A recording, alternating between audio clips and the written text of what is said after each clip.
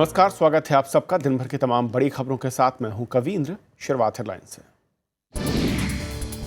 जम्मू कश्मीर में राज्यपाल शासन लागू, नए मुख्यमंत्री के शपथ ग्रहण में देरी के चलते हुआ फैसला। पारंपरिक शोक खत्म होने पर महबूबा मुफ्ती ने ली शपथ।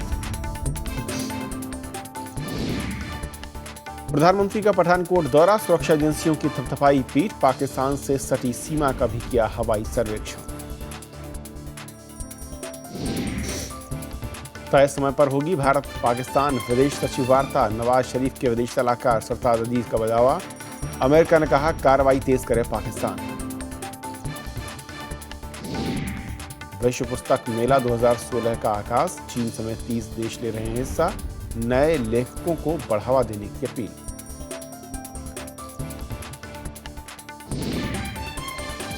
और श्रीलंका में नए संविधान की प्रक्रिया शुरू। प्रधानमंत्री रानिल विक्रमसिंघे ने संसद में पेश किया ड्राफ्ट। कार्यकारी राष्ट्रपति प्रणाली को समाप्त करना मुख्य मकसद।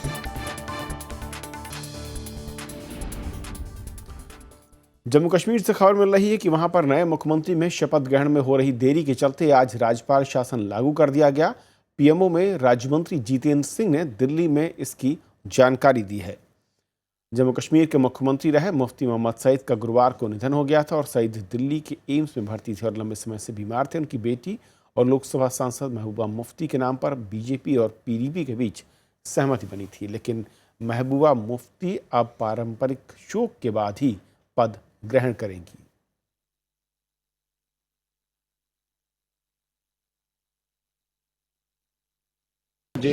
सीएम के नाम पे अभी सहमति नहीं बन पा रही, जैसी खबरें आ रही है कि पॉलिटिकल।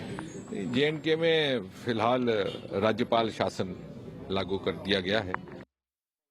और विशाल दहिया और अपडेट के साथ हैं। विशाल, यानी कि जिसकी कल से चर्चा हो रही थी कि राष्ट्रपति शासन लगाया जा सकता है वहां पर गवर्नर रूल, और आखिरकार उसकी घोषणा आज की गई। जी बिल्कुल कविंद्र, और ये सिर्फ इसे तकनीकी पेंच माना जा सकता है क्योंकि जो संविधान है उसके मुताबिक जम्मू कश्मीर में बिना सरकार के एक भी दिन नहीं रहा जा सकता है। और अगर कोई मुख्यमंत्री नहीं होगा तो जो गवर्नर्स रूल जिसे कहा जाए, यानी कि राज्यपाल का जो शासन कहा जाए, उसकी सिफारिश गवर्नर को करनी पड़ेगी। वो गवर्नर ने आज सिफारिश की और केंद्र सरकार ने उसे मान लिया है। हालांकि जो तय हुआ है पीडीपी और बीजेपी के बीच, उसके मुताबिक महबूबा मुफ्ती अगली मुख्यमंत्री होंगी, यानी कि राज्य की पहली महिला मुख्यमंत्री होंगी। लेकिन क्योंकि महबूबा मुफ्ती ने साफ कर दिया था कल कि वो जो शपथ ग्रहण समारोह है वो सोमवार से पहले नहीं हो सकता। 4 दिन का जो राजकीय शोक है, जिसे ट्रेडिशनली भी जम्मू कश्मीर में 4 दिन का शोक रखा जाता है, और मुफ्ती मोहम्मद सईद का निधन जो परसों हुआ था उसके बाद 4 दिन सोमवार को पूरे होंगे। और ये 4 दिन पूरे होने के बाद महबूबा मुफ्ती पीडीपी और बीजेपी की जो गठबंधन सरकार है उसकी नई मुख्यमंत्री के तौर पर शपथ लेंगी। तो तब तक राज्यपाल का जो शासन है उसकी घोषणा कर दी गई। शुक्रिया इस अपडेट के लिए विशाल आपका।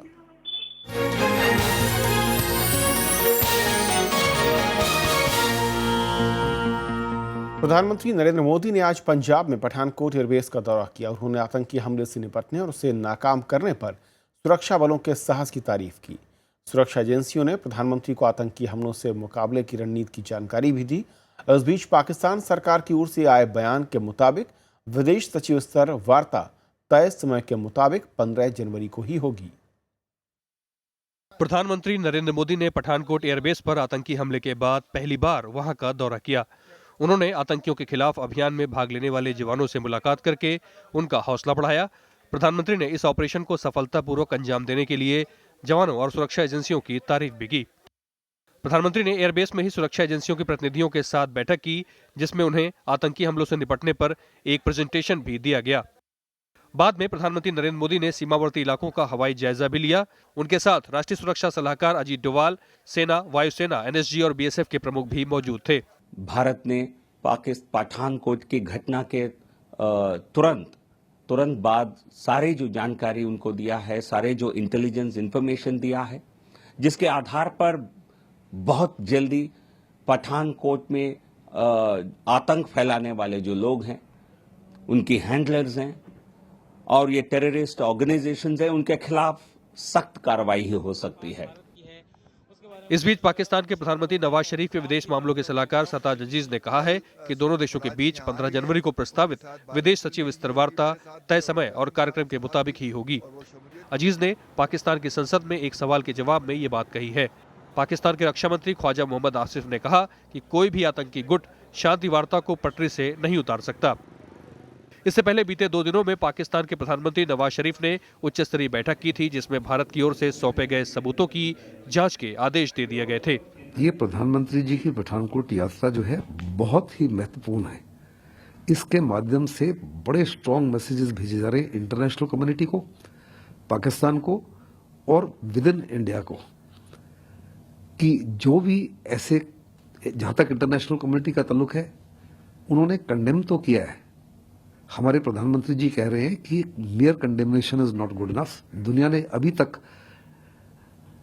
डेफिनेशन ऑफ टेररिज्म और टेररिस्ट भी एग्रीमेंट नहीं की, और कंडेमनेशन से कुछ नहीं होता।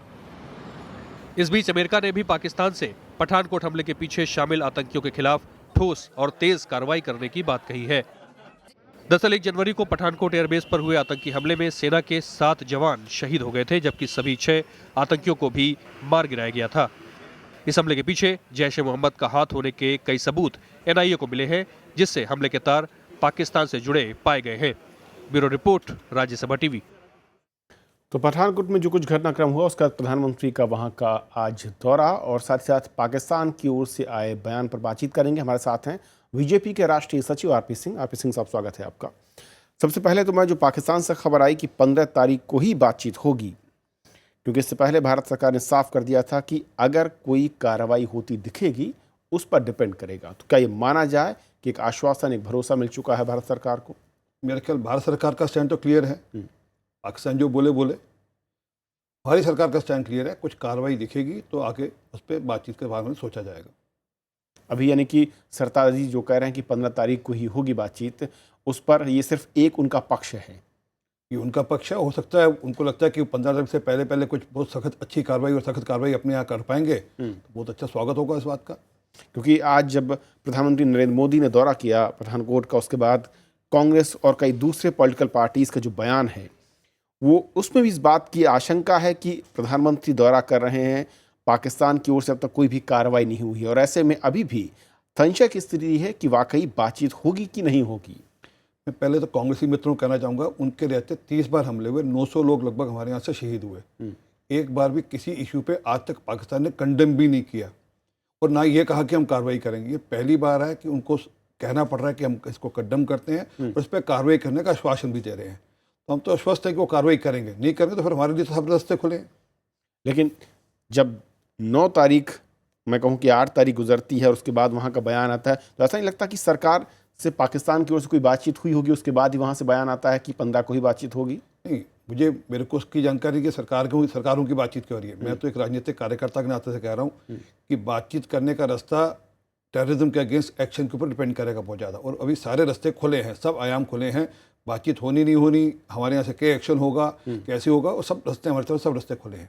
क्योंकि लोग तो ये भी कह रहे हैं सिंह साहब कि पार्टी का जो नज़रिया था आतंकवाद को लेकर और ख़ासतौर पर पाकिस्तान को लेकर, क्या वाकई उस पर पार्टी भी कायम है? क्योंकि बातचीत के लिए जिस तरीके की बातें हो रही थी और जिस तरीके के मैं कहूँ कि कदम प्रधानमंत्री नरेंद्र मोदी ने उठाए पिछले साल गुजरते यानी कि दिसंबर आखिर में जाकर, उसके बाद ऐसा लगता है कि क्या वाकई बीजेपी उसी स्टैंड पर कायम है, या फिर उसे लगता है कि नहीं, बातचीत भी होनी चाहिए और साथ में दूसरे आयाम भी? बातचीत होनी चाहिए क्योंकि हमारा पड़ोसी देश है, हमारे पड़ोसी देश से हमारी बातचीत होनी चाहिए।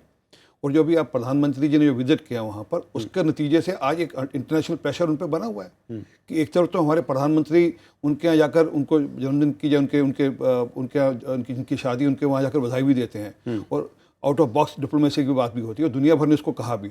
उसका अगर ऐसा हमला करते हैं तो इसका एक पूरा एक प्रेशर है। अगर वो ना होता तो सोचिए कैसा होता। ये जो आज पूरा पाकिस्तान पर, पूरे दुनिया भर के देशों से प्रेशर है, उसका एक कारण जो मोदी जी की अभी जो यात्रा, लास्ट यात्रा, उसका एक असर भी है। और वापस कह रहा हूँ, सारे आयाम खुले हैं, सारे रास्ते खुले हैं हमारी तरफ से। टेरर सबसे बड़ा इशू है, उस पर उनको जवाब देना पड़ेगा, उस पर उनको एक्ट करना पड़ेगा। ये बड़ी क्लैरिटी है। क्योंकि विरोधी आपके ऊपर जो आरोप लगा रहे हैं, आज मैं कई नेताओं के बयान पढ़ रहा हूँ जिस पर साफ ये कह रहे हैं कि प्रधानमंत्री वहां पर पठानकोट जाते हैं, बीजेपी का स्टैंड अलग देखता है और इंटरनेशनल फोरम पे उस तरह का प्रेशर बनाने की कोशिश नहीं की गई, इस मुद्दे को उठाने का प्रयास नहीं किया गया। मेरे ख्याल यूएस का भी बयान आया, चाइना का बयान आया, दोनों ने बड़ा क्लियर कहा है कि इस पर एक्शन लेना पड़ेगा। और जहाँ तक विरोधियों की बात है, मैं अगर कांग्रेस की बात करूँ, हाल में सलमान खुर्शीद साहब वहाँ गए थे, घुटने टेक कर नवाज शरीफ साहब को बोला था, आप ही दूत हैं यहाँ पर शांति के, हमारा देश नहीं चाहता शांति, आप शांति कर सकते हैं। अभी हाल की बात है। और मणिशंकर अय्यर तो शायद एक कदम आगे बढ़ गए थे कहने के लिए कि मोदी जी को हटाने में हमारी मदद करिए। तो उनकी बात समझ लीजिए, हमारी क्लैरिटी है, टेरर के साथ बातचीत नहीं हो सकती, टेरर पर डील करें, फिर बाकी चीज़ें खुले रहें, रास्ते सारे खुले हैं। और अगर पाकिस्तान कोई एक्ट नहीं करता है 15 तक, तब फिर सरकार का अभी तो टाइम है, रास्ते सब खुले हैं।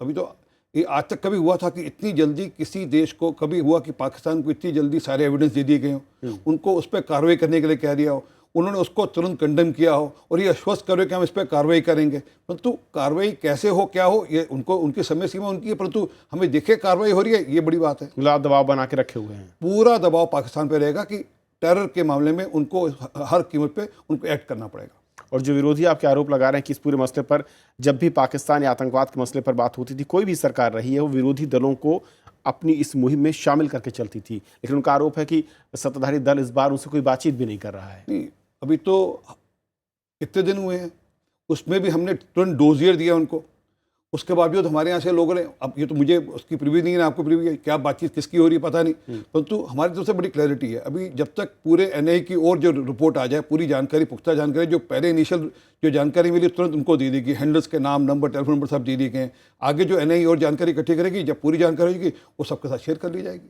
और जो एक बात कही थी रक्षा मंत्री मनोहर पर्रिकर साहब ने, जब उन्होंने प्रेस कॉन्फ्रेंस की थी इस पूरे घटनाक्रम के बाद, उन्होंने कहा था कि चूक ज़रूर हुई है। क्या ऐसा लगता है सिंह साहब कि बार बार जब इस तरह की घटनाएं होती हैं, मैं इसलिए बार बार जिक्र कर रहा हूँ कि कई आतंकी हमले भारत ने झेले हैं और उसके बाद हर बार कमोवेश यही निकलता है कि कुछ खामियां रही हैं, लेकिन कार्रवाई के नाम पर हमने कुछ देखा नहीं अब तक। पिछली बार की खामियों से हमने सीखा, जब 9/11 हुआ, उसके बाद 26/11 हुआ, उसके बाद फिर इस बार फिर कुछ हुई खामी, हम मानते खामियाँ हुई, परंतु अगर उसकी पुख्ता एक बार जानकारी आ जाए, उस पर आपको एक्शन भी दिखेगा। परंतु एक बार पूरी पुख्ता जानकारी भी कैसे क्या रहा, वो एक इनिशियल उनकी उनकी असेसमेंट है, परंतु एक पूरी एनआई पूरी एक अपनी रिपोर्ट दे दे, नेशनल इन्वेस्टिगेशन एजेंसी जो काम कर रही है, वो जानकारी लेकर जब देगी, उस पर जहाँ कमी हो, उस कमी को ठीक किया जाएगा। परंतु एक बात माननी पड़ेगी, इस बार ये सफल पूरा था मामला, तभी कर पूरा हमला जो चाहते थे जिस प्रकार से वो नहीं हो पाया। नहीं तो इस प्रकार का हमला पाकिस्तान हुआ था, उनके सारे हेलीकॉप्टर हवाई जहाज उड़ा दिए गए थे, उनके कितने सारे लोग हलाक हुए थे, यहाँ पे उनको कुल मिलाकर 250 मीटर के अंदर उनको कन्फाइन कर दिया गया। तो फिर भी मानते कहीं ना कोई कमी रही, उसको ठीक करेंगे। एक आखिरी सवाल सिंह साहब, पाकिस्तान की नीति, पाकिस्तान को लेकर मैं कहूँ कि बीजेपी की नीति जिस तरह की रही है, बहुत ही आक्रामक तेवर रहे हैं, और सत्ता में आने के बाद आप लोगों ने, आपकी पार्टी ने जो कदम उठाया है, क्या आपको लगता है कि कहीं ज़्यादा दरियादली दिखाई गई है जिसका खामियाजा उठाना पड़ रहा है, या आपको लगता है कि ये सही सटीक रास्ता है और इसी के ज़रिए हम उस पर काबू पा सकते हैं? हमारी नीति लगातार एक ही रही है। जब एनडीए की पहली सरकार थी तब भी थी, तब हमने मित्रता का हाथ बढ़ाया, उन्होंने गड़बड़ की, हमने मुंह तोड़ जवाब दिया। मुशर्रफ साहब को यहाँ आने का न्योता दिया, उनसे बातचीत का सिलसिला शुरू किया, वो ठीक ढंग से बातचीत नहीं कर रहे थे, अपनी लाइन पे ठीक नहीं जा रहे थे, वापस भेज दिया गया बैरंग। इस बार भी हमने अपनी तरफ से मित्रता का हाथ बढ़ाया, और वो शरारत करेंगे तो वापस जवाब मिलेगा। जब उन्होंने कहा हम बातचीत में ट्राई पार्टी करेंगे, हमने कहा हम बातचीत नहीं करेंगे, हमने रास्ता रोक दिया। बड़ी स्पष्टता है, टेरर के मामले में कोई बातचीत नहीं। पाकिस्तान जब तक ठीक ढंग से बातचीत करेगा, हमारा पड़ोसी देश है, हमको बातचीत रखनी चाहिए। इसमें ये नहीं, हम नहीं कहते, सारे पार्टी के, हिंदुस्तान के सारे दल यही कहते हैं। तो इसलिए हमको बातचीत जारी रखनी चाहिए। ये देश की कंटिन्यूड प्रोसेस, एक पॉलिसी और प्रोसेस है, उसमें बातचीत जारी रखेंगे, परंतु किसी भी कीमत पर टेररिज्म पे कोई समझौता नहीं होगा। बहुत शुक्रिया सिंह साहब, हमसे बातचीत करने के लिए। मसले, धन्यवाद। ये थी हमारी पहली खबर। छोटा सा ब्रेक के उस पार दिन भर की दूसरी बड़ी खबर।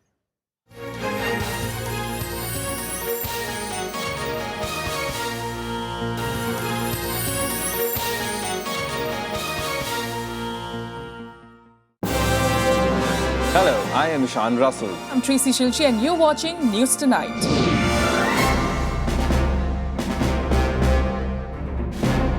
Together with the team of our Dedicated professionals from across various fields. This is Shyam Sundar, Vishal Dahiya, Akhilesh Suman, Frank Pereira from Beijing, China. Kriti Mishra for Rajya Sabha Television. We bring to you the news that matters here on Rajya Sabha TV.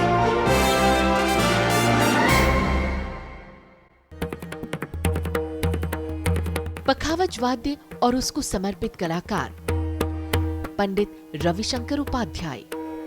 सुनते सुनते ही मुझे attract किया, इसका ताल, इसका लय, वो मुझे कानों में गया और मुझे बड़ा शौक हुआ कि मैं भी बजाऊं। कला, कलाकार और कला साधना है जिनका मकसद। तालवाद्य का इसको कहा गया है, पखावज को साजन पति मृदंग, सभी साजों का पति माना गया है।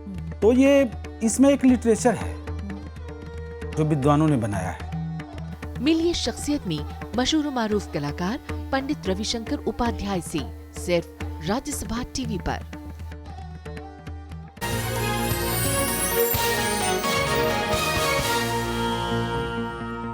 दिल्ली में 15 तारीख के बाद ऑड इवन फार्मूले के जारी रहने के कयासों पर रोक लगाते हुए परिवहन मंत्री गोपाल राय ने पहले 1 जनवरी से 15 जनवरी के बीच आने वाले नतीजों और सभी पहलुओं की समीक्षा करने की बात कही है। उन्होंने कहा है कि सरकार इस योजना पर गंभीरता से विचार कर रही है। दरअसल शुक्रवार को हाई कोर्ट में दिल्ली सरकार ने कहा था कि जरूरत पड़ने पर तय अवधि के बाद भी इस नियम को आगे बढ़ाया जा सकता है। फिलहाल दिल्ली में प्रदूषण कम करने के लिए इस नियम को आगे बढ़ाए जाने के आसार नहीं है। कोर्ट ने 11 तारीख का समय लिया है। कोर्ट का जो फैसला आएगा उसके बाद आगे की कार्ययोजना उस संदर्भ में हम लोग निर्धारित करेंगे। लेकिन पहले भी हमारी जो कार्ययोजना थी, न तो हम 15 के बाद इसको बढ़ाने जा रहे हैं और न तो 15 से पहले खत्म करने जा रहे हैं। ये 15 दिन का अभियान है और 15 दिन के बाद सरकार इस पर समीक्षा करके निर्णय लेगी। केंद्रीय फिल्म प्रमाण बोर्ड यानी सेंसर बोर्ड में सुधार के लिए गठित समिति की आज मुंबई में पहली बैठक हुई, जिसमें चर्चा हुई कि सेंसर की कैंची के अधिकार क्षेत्र में क्या आएगा, इसका प्रारूप कैसा हो। कमेटी की पहली बैठक में यह भी तय हुआ कि क्या दिखाना है और क्या नहीं, ये सरकार का काम नहीं है।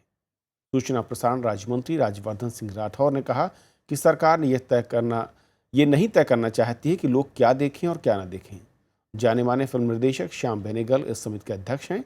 केंद्रीय सूचना प्रसारण मंत्री अरुण जेटली से समिति के प्रतिनिधियों ने मुलाकात की। प्रहलाद निहलानी के सेंसर बोर्ड का अध्यक्ष बनने के बाद काफ़ी विवाद खड़ा हुआ था, जिसके बाद सेंसर बोर्ड को सुधारने के लिए कमेटी बनाई गई। CBFC समिति में एड गुरु पीयूष पांडे, फिल्मकार राकेश मेहरा और भावना सुमैया शामिल हैं। कमेटी 2 महीने में अपनी रिपोर्ट सौंपेगी। विदेश मंत्री सुषमा स्वराज ने दुनिया के तमाम मुल्कों में बसे भारतीय मूल के लोगों से देश के विकास में मदद की अपील की है। उन्होंने कहा है कि हाल के वर्षों में यमन, इराक और सीरिया जैसे कई देशों में संकट के हालात पैदा हुए हैं, लेकिन भारत सरकार की ओर से समय समय पर जारी की जाने वाली एडवाइजरी पर ध्यान देकर दिक्कतों से बचा जा सकता है। आज के कार्यक्रम विदेश मंत्री सुषमा स्वराज ने दिल्ली में प्रवासी भारतीय दिवस के मौके पर विदेशों में बसे भारतवंशियों की देश के विकास में भूमिका की चर्चा की। इस तरह के 10 मुद्दे हमने छांटे हैं और हर महीने एक मुद्दे पर हम चर्चा करेंगे, जिसमें 10 प्रवासी भारतीयों को बुलाएंगे, 5 विशेषज्ञ भारत से होंगे। ये 15 लोगों का समूह दिन भर बैठेगा और दिन भर चर्चा करने के बाद हमें सिफारिशें देगा और मैं और राज्य मंत्री स्वयं उन चिंतन समूहों के साथ बैठेंगे। उन्होंने कहा कि प्रधानमंत्री ने विदेशों में बसे भारतीय मूल के लोगों से अपने देश में आकर निवेश करने और सरकार की योजनाओं में भाग लेने की अपील की है। प्रधानमंत्री अपनी बात कहते हैं, उनकी बात सुनते हैं, उनकी समस्याओं को जानकर यहाँ आते हैं, उनकी पीड़ाओं को लेकर आते हैं और यहाँ आकर उसका समाधान करते हैं। ये एक संपर्क है जो इस सरकार के आने के बाद प्रवासियों के साथ बढ़ा है। प्रवासी भारतीय दिवस में कई देशों के राजदूत और प्रतिनिधियों ने हिस्सा लिया। इस मौके पर विदेश मंत्री सुषमा स्वराज ने लंदन, दुबई, कुआलालंपुर जैसे देशों में बसे भारतवंशियों से वीडियो कॉन्फ्रेंसिंग के जरिए चर्चा की। प्रवासी भारतीय दिवस पहली बार 2003 में मनाया गया था। सरकार ने प्रवासी कार्य मंत्रालय का विलय विदेश मंत्रालय में करने का भी ऐलान किया है। अखिलेश सुमन, राज्यसभा टीवी। दिल्ली के प्रगति मैदान में विश्व पुस्तक मेले का आज आगाज हो गया। 9 दिनों तक चलने वाले इस मेले में विश्व स्वास्थ्य संगठन और यूनेस्को समेत 30 देशों के प्रकाशक शामिल हो रहे हैं। पुस्तक मेले की थीम है भारत की सांस्कृतिक धरोहर और इस साल के पुस्तक मेले में सम्मानित अतिथि देश चीन है।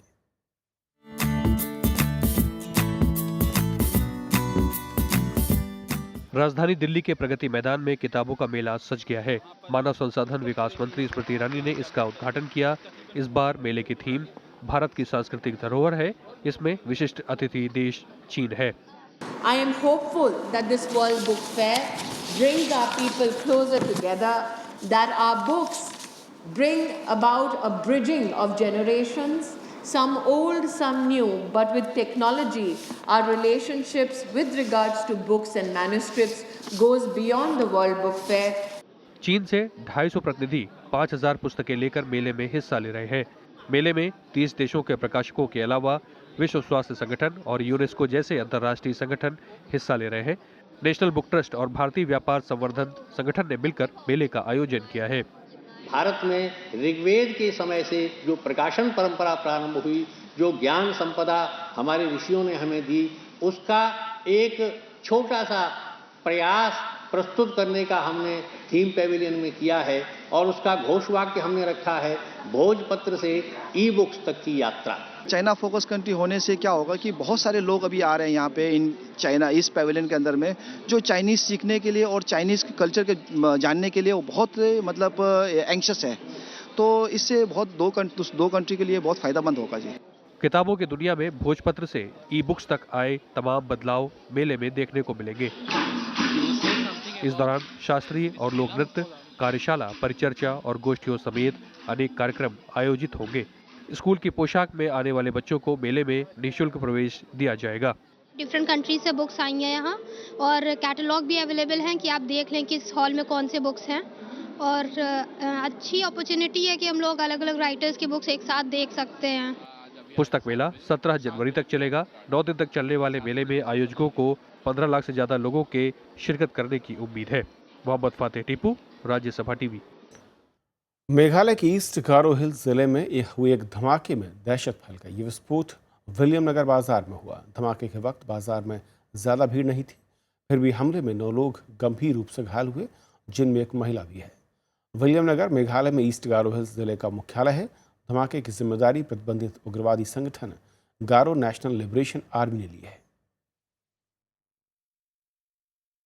राज्यसभा टीवी रविवार शाम से नए रूप में नजर आएगा। कल शाम 4 बजे उपराष्ट्रपति मोहम्मद हामिद अंसारी राज्यसभा टीवी के नए कलेवर का अनावरण करेंगे। इस सिलसिले में कल ही दिल्ली के विज्ञान भवन में एक समारोह का आयोजन होगा, जिसमें राज्यसभा टीवी पर शाम 4 बजे से इसे सीधा देखा जा सकेगा। उपराष्ट्रपति इस मौके पर मोमेंट्स ऑफ यूरेका और साइंटिफिकली योर्स नाम की पुस्तकों का विमोचन करेंगे। ये पुस्तकें राज्यसभा टीवी के विज्ञान पर आधारित यूरेका कार्यक्रम में शामिल वैज्ञानिकों के साक्षात्कार पर आधारित हैं। समारोह में साइंटिफिक टेम्पर पर एक परिसंवाद भी होगा। श्रीलंका में आज से देश के लिए नया संविधान बनाने की प्रक्रिया पर काम शुरू हो गया। मौजूदा संसद को संविधान सभा बनाने का प्रस्ताव किया गया है। संविधान सभा के रूप में काम करते हुए संसद 6 महीने में नए संविधान का ढांचा तैयार करेगी। श्रीलंका में नया संविधान बनाने की प्रक्रिया शुरू हो गई है। प्रधानमंत्री रानिल विक्रमसिंघे ने संसद के विशेष सत्र में नए संविधान का प्रस्ताव का प्रारूप पेश किया। जनता नियोजनය සාධාරණව පිළිඹු කරන්නා වූ මැතිවරණකමයක් සහතික කරන්නා වූද සියලු පුරවැසියන්ගේ ප්‍රජාතාන්ත්‍රික අයිතීන්। राष्ट्रपति मैत्रीपाल सिरिसेना ने संसद को संबोधित करते हुए सभी दलों से संविधान के निर्माण में योगदान देने की बात कही। තිබුණු නිසා යුද්ධය දිනන්න පුළුවන් කියලා ඒ මත තවදුරටත් විධායක ජනාධිපති ධූරය පවත්වා ගැනීමට අදහස් කරනවා। राष्ट्रपति मैत्रीपाल सिरिसेना ने सरकार के 1 साल पूरा होने के बाद अपने चुनावी वादे पर अमल करते हुए नए संविधान बनाने की प्रक्रिया शुरू की है। संसद के भीतर और बाहर व्यापक चर्चा के बाद नए संविधान की रूपरेखा तैयार की जाएगी। संविधान का मकसद कार्यकारी राष्ट्रपति प्रणाली को खत्म करना, अल्पसंख्यकों के साथ फिर से वार्ता शुरू करना, व्यापक स्तर पर चुनाव सुधार करना है। प्रस्ताव के तहत संसद अब संविधान सभा के रूप में काम करते हुए 6 महीने में नए संविधान का ढांचा तैयार करेगी। Bureau report, Rajya Sabha TV. London में 19वीं सदी के भाप से चलने वाले इंजन को एक बार फिर से शुरू किया गया है। इसका नाम द फ्लाइंग स्कॉट्समैन है। दरअसल ये कोई मामूली स्टीम इंजन नहीं, इसके नाम पर कई रिकॉर्ड हैं। ये 100 मील प्रति घंटे की रफ्तार से चलने वाला पहला स्टीम इंजन था, जिसका इस्तेमाल लगभग 1 दशक पहले बंद कर दिया गया था। इस इंजन के नाम बिना रुके सबसे लंबी दूरी तय करने का भी रिकॉर्ड है। इसकी मरम्मत पर करीब 40 करोड़ रुपए खर्च किए गए हैं। उम्मीद की जा रही है कि फरवरी में लंदन क्रॉस और न्यूयॉर्क के बीच ये स्टीम इंजन मुसाफिरों को फिर से पुराने सफर की याद दिलाएगा। तो खबरों के आज के सफर में इतना ही, लेकिन जाते जाते छोड़ जाते हैं देश और दुनिया की कुछ और बड़ी खबरों के साथ। नमस्कार। पंजाब पुलिस ने सीमा सुरक्षा बल के एक कांस्टेबल को गिरफ्तार किया है। अनिल कुमार पर सीमा पार से नशीले पदार्थ और अन्य चीजों की तस्करी करवाने का आरोप है। कुमार गंगानगर में भारत पाक सीमा पर तैनात था। मुंबई के बांद्रा इलाके में एक युवक और एक युवती की डूबने से मौत हो गई। दरअसल 3 कॉलेज छात्राएं पिकनिक मनाने बांद्रा बैंड स्टैंड गई थी। फोटो लेते समय तरन्नुम का पैर फिसल गया। एक युवक ने तरन्नुम की जान बचाने के लिए पानी में छलांग लगा दी, लेकिन दोनों डूब गए। झारखंड के खूंटी जिले में पुलिस और सीआरपीएफ के जवानों की नक्सलियों के साथ मुठभेड़ हुई। सर्च ऑपरेशन के दौरान नक्सली ट्रेनिंग कैंप का पता चला था, जिसे सुरक्षा बलों ने उड़ा दिया। भारी कोहरे की वजह से भूटान के प्रधानमंत्री की यात्रा का रूट बदलना पड़ा। उनके विमान को पहले थिम्पू एयरपोर्ट पर लैंड करना था, लेकिन दृश्यता बहुत कम होने की वजह से हवाई जहाज को बाद में कोलकाता एयरपोर्ट लाया गया। कोलकाता में जादवपुर यूनिवर्सिटी के छात्रों ने शनिवार को छात्र संघ चुनाव की मांग को लेकर प्रदर्शन किया। राज्य में उच्च शिक्षा विभाग ने बोर्डों की परीक्षा के मद्देनजर राज्य संचालित विश्वविद्यालयों को फरवरी में होने जा रहे चुनाव को टालने की हिदायत दी थी। केरल के गृह मंत्री रमेश चेन्निथल्ला ने मीडिया को सनसनी फैलाने से बचने की नसीहत दी है। उन्होंने कहा कि खबर दिखाते समय संयम बरतना चाहिए। मीडिया को खुद के बनाए हुए नियमों का भी पालन करना चाहिए, ताकि दर्शकों तक सही खबर पहुंचे। गणतंत्र दिवस के मौके पर भारतीय सेना के साथ फ्रांस के सैनिक भी कदम ताल करेंगे। पहली बार कोई विदेशी सेना राजपथ पर परेड में हिस्सा लेगी। इस साल फ्रांस के राष्ट्रपति फ्रांसवा ओलांद समारोह के मुख्य अतिथि भी हैं। ऑस्ट्रेलिया दौरे के लिए टीम में शामिल किए गए तेज गेंदबाज मोहम्मद शमी एक बार फिर से चोटिल हो गए हैं, जिनकी वजह से उन्हें सीरीज से बाहर रहना होगा। उनकी जगह भुवनेश्वर कुमार को टीम में शामिल किया गया है। म्यांमार के यंगून में एक थोक बाजार में शुक्रवार देर रात भीषण आग लग गई, जिस पर काबू पाने के लिए कई दमकल गाड़ियों को जूझना पड़ा। घटना में 800 दुकानें क्षतिग्रस्त हुई है। इस बाजार में भीषण आग लगने की ये दूसरी घटना है। नेपाल में मधेसी संकट का राजनीतिक समाधान नहीं निकलने के बाद मधेसी संगठनों ने 12 जनवरी से आंदोलन तेज करने का ऐलान किया है। मधेसी देश के नए संविधान में प्रतिनिधित्व देने की मांग कर रहे हैं। मधेसी संगठन सरकार के उस आश्वासन से भी सहमत नहीं है, जिसमें उनकी समस्याओं के निदान का वादा किया गया था।